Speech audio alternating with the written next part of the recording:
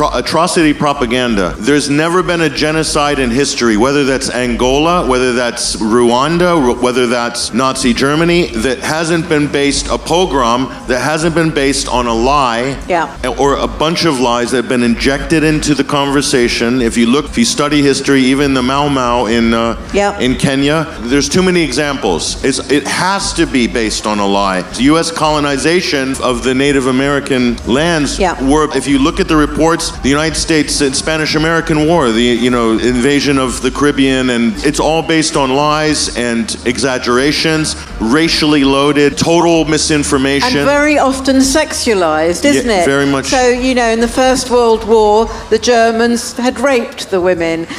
In the Caribbean, the slaves had raped their masters. It's very often based on stories of rape, isn't it? That's not an optional feature. No. That's a requirement. Yeah, exactly. You cannot mobilize. Imagine the Israeli pilot, 24, 26 years old. How do you motivate a military person to unleash that type of power on a densely populated civilian area? You need an incredible lie. And that's what October 7th provided. And I will say that although we don't have the definitive public inquiry, I think ASA's work on October 7th and others, including the Gray Zone and the work that I've done and other of my colleagues, and you can actually, through the process of deduction, work out more or less with a margin of error how many Israeli civilians were actually killed on October 7th. You do so by process of elimination, and then you have the Hannibal Directive. This is where the Israeli military unleashed the force of American weaponry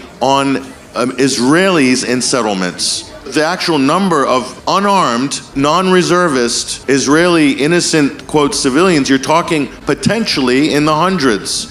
Now, that's a very different global conversation than this is the worst atrocity of Jews being killed since the Holocaust. That was the line, that was Piers Morgan's line, that was everybody's line.